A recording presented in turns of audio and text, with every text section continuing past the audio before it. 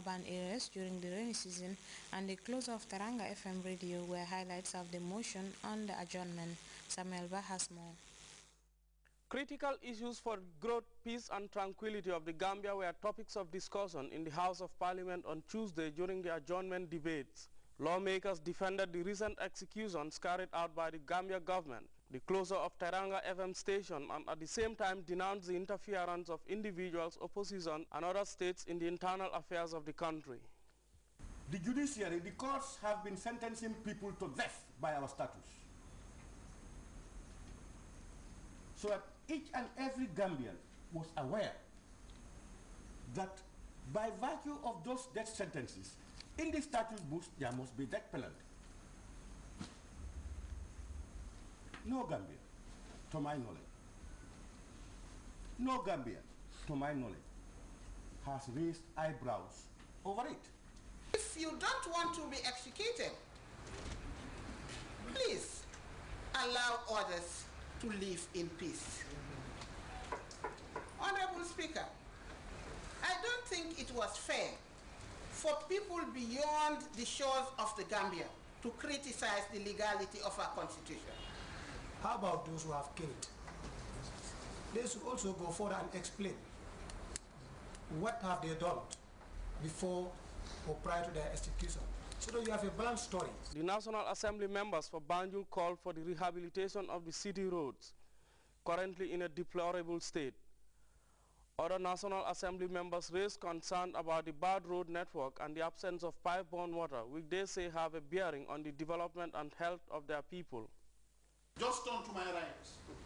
They have spent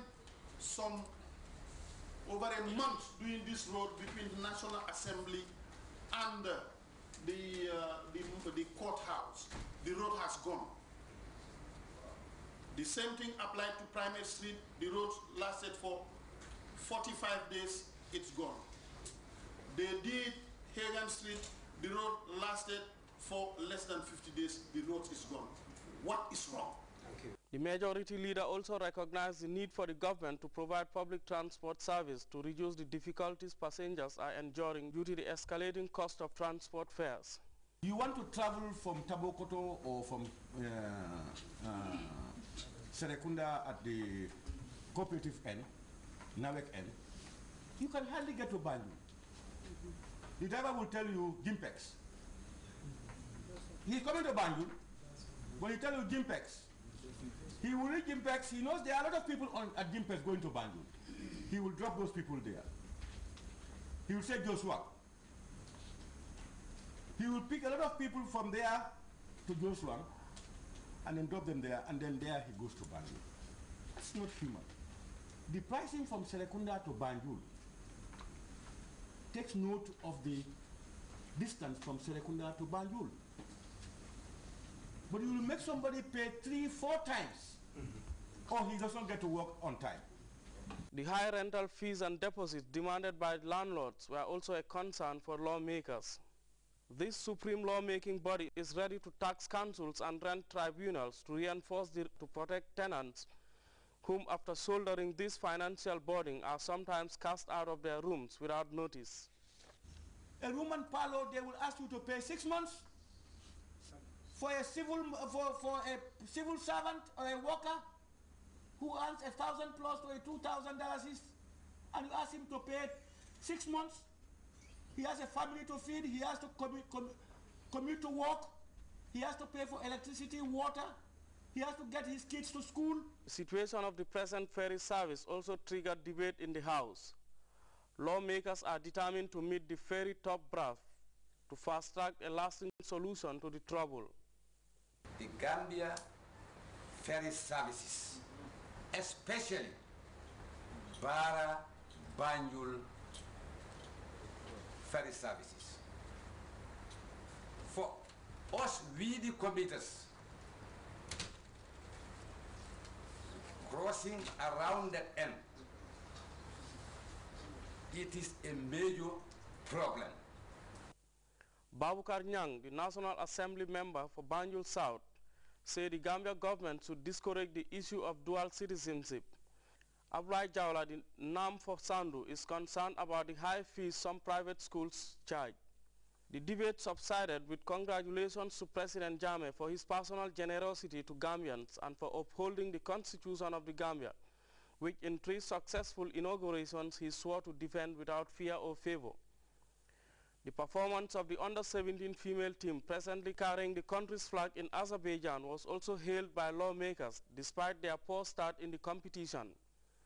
Lawmakers also praised the Speaker of the House, Abdullah Bojang, for the recently concluded retreat for the Public Enterprise Committee and Public Accounts Committee of the National Assembly.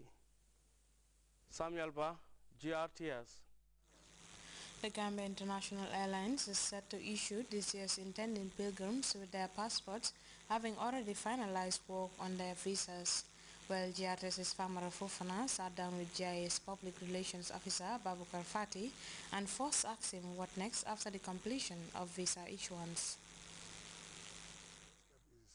For us to distribute their passports. Okay. So the distribution of passports to intending pilgrims is going to take this format.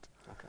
All those who bought their tickets from Gambia International Airline, 2 offices, that's the Kairaba and the Banjul office, are asked to report at the Independence Stadium tomorrow, Friday, 28 September 2012, to be issued their passports. Okay.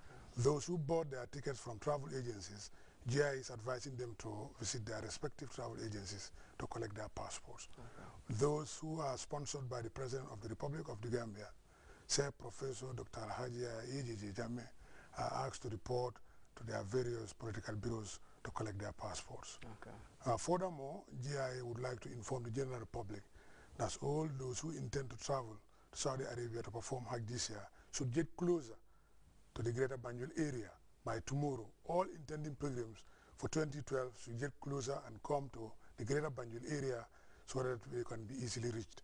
In the same vein, we are advising intending pilgrims not to go to the airport until they get the green line from GIA. Okay. No intending pilgrims should go to the airport without being told to do so. Okay. The next information, GIA will come and tell them what to do and when to report to the airport. Under no circumstances, I want to emphasize, so intending pilgrims go to the airport without being told to do so. Okay. Operations for Hajj 2012 are expected to begin on Saturday, 29 September 2012. But nonetheless, let them not go to the airport without being told to do so. That interview with GIA's Public Relations Officer will take close to our first break. We'll be right back.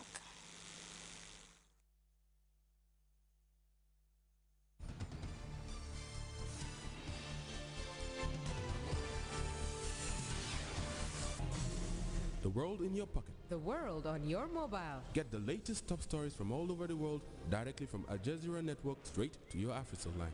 Breaking news, political news, and sport news. Be the first to get the latest on everything happening around the world by SMS on your AfriCell line. To subscribe, type SUB and send it by SMS to 7272. And stay up to date with the latest news from Al Jazeera Network. All the latest news stories and headlines from across the globe. For $1 per day, only on your AfriCell line.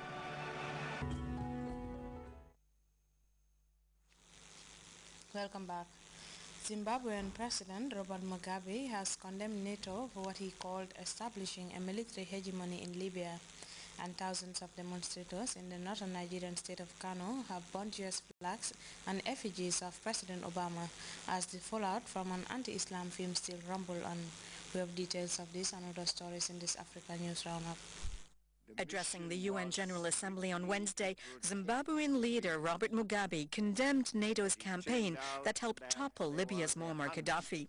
He also criticized what he called NATO's military hegemony in Libya. Mugabe also set out plans for a constitutional referendum in November and presidential and legislative elections in March, a timetable that was quickly denounced by the opposition as unrealistic. In South Africa, thousands of striking workers at Amplats could be sacked as the world's top platinum producer started disciplinary procedures against strikers if they did not return to work. 80% of workers at Amplats are on strike. The work stoppage began 2 weeks ago. Workers said they will not give in to the company's ultimatum and are pushing for at least the raise that miners at the nearby Marikana mine received after a deadly strike that left 46 dead. Demonstrators burnt U.S. flags and